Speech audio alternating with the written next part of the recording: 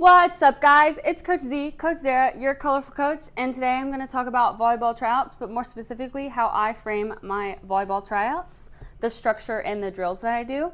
So this is going to be day 2 of volleyball tryouts. So if you guys didn't see my day 1 of volleyball tryouts, go check out one of my last videos.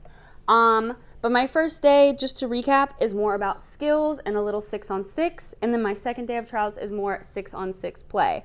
So for my second day of tryouts, I still wanted to do a communication drill along with those 6-on-6 drills. So I started off talking to the girls, telling them to play every ball today like we're in state championships.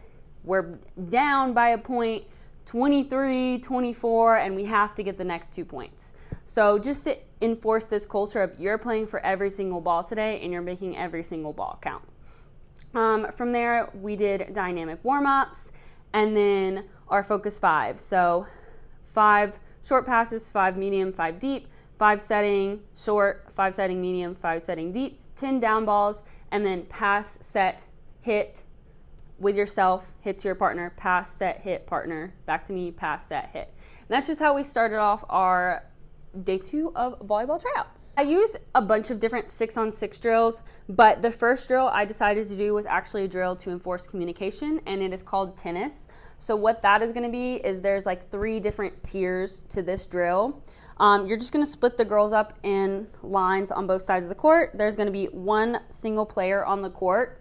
They're going to get one touch, and I just like to do passes, and then they go back in line. So that one touch, I'm telling them to focus on sending free balls short, sending free balls deep. They really want to score points on this ball. Once they send that ball over, then they get back in line.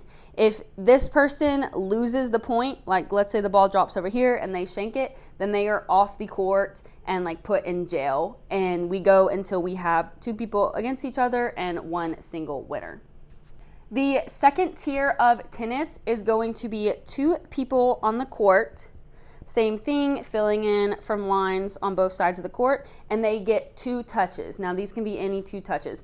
A set pass, a pass hit, a set hit, and they're still trying to pick shots and win the ball.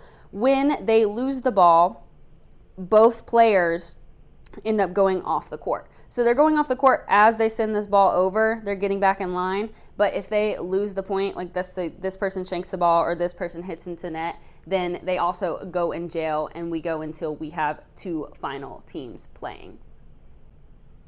And then the third part of tennis could be 2 different things. I either like to do 2 people on the court and they get 3 touches, which is kind of no longer tennis, but it's the same thing. Once they lose, they go off, and once they send the ball over, they go back in line.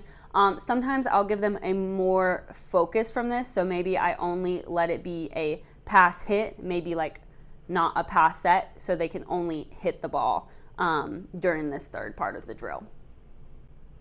So that drill is going to be my communication drill of the day, because once you have 2 people on the court and they're using 2 touches, they're going to have to communicate to figure out where that next touch is going and where they want to send the ball.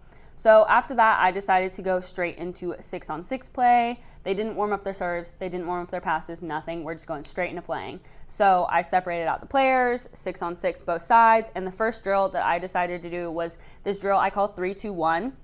So what that is going to be is I'm standing over here as a coach. I have a little ball cart. There's 6 players on both sides of the court.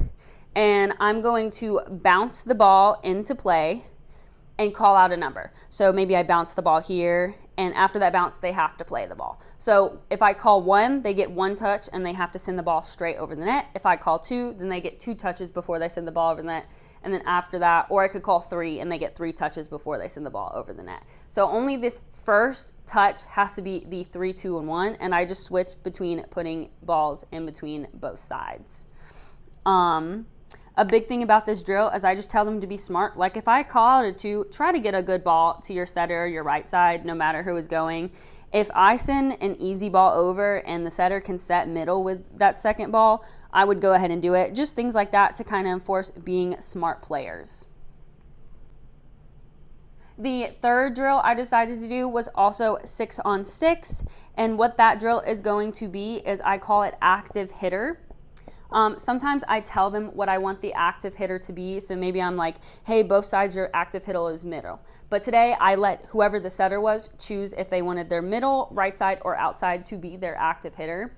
And what active hitter is small mini games to 5, and they cannot score points until their hitter has gotten a kill. So let's say this side chooses outside as their active hitter, and this side also chooses outside as their active hitter. Once this outside scores off a hit, then this team is active and can start scoring points with any of the hitters. And then let's say this side, maybe they're not active, this outside hasn't got a kill, but they got a kill on right side. They cannot get points until this particular hitter has scored their first hitting point. For that 6-on-6 drill activate, I did let my setters choose. Sometimes it's to see how smart they are, because honestly, the worst position to choose is middle, because it's much harder to get middle sets. So you don't really want your middle to be the active hitter. You want to choose one of your pin hitters, and then once your pin hitters get a hit, then set your middle as much as possible to score points. But you guys can kind of decide to do this any way you want to. Sometimes I do only free balls. Sometimes I do serve, receive, free ball, down ball. It just kind of depends on what I'm feeling for the day. Today I decided to do free balls, down balls, and serving balls, and I kind of just like randomly yelled out which one I was about to do, because I wanted to see how the girls reacted to different types of play. And then every few points I just have girls switch out, and we do, again, mini games to 5. I would have liked to get through a couple more 6-on-6 drills, but today I needed about 30 minutes towards the end of our tryouts to actually go make my final decisions. I did write all of the girls' handwritten letters, well, not handwritten, but typed and like hand thought of.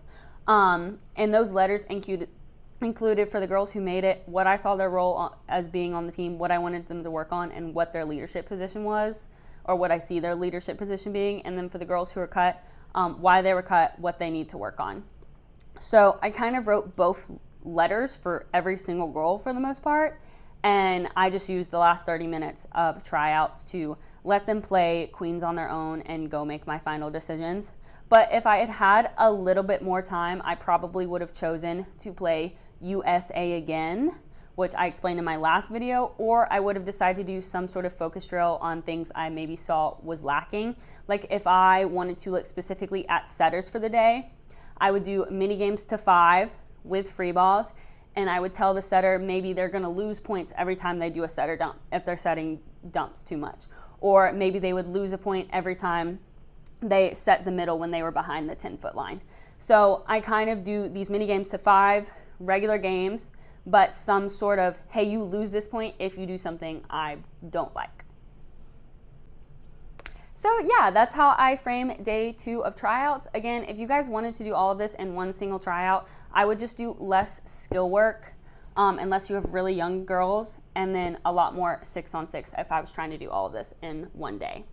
And then when I gave the girls letters, I had them pack up all their stuff, take all their stuff off, told them that they had a great tryout. I'm really proud of everybody. Please don't let anything I say, if you guys do not make the team or do make the team, impact you from continuing to play volleyball. I know that's harder said than done, but everybody in that gym could continue to play volleyball in some sort of way, and I really hope that none of them lose their love for the sport. So I just had them put their stuff down, and then I like put all the letters out on the floor and had the girls grab the letters as they were walking out. And then I actually told them they could not open the letters until they got home. I did not want them opening them in the parking lot and talking to each other or anything. So at home in their own space. And then I also said, try your best not to talk to each other as much as possible for the next like 12 hours. Kind of let all of the emotions settle. Like if one of your friends didn't make it and is having a really hard time, like obviously be there for that person, but let's not try to add to the fuel from somebody else. Let's try to like stay calm, process our emotions ourselves. And I said, please just really pay attention to what I was writing in the letter. Like, I promise you everything I put in there was for a specific reason. And the girls who make it and the girls who didn't make it, like, take some time to really reflect on what's inside of your life.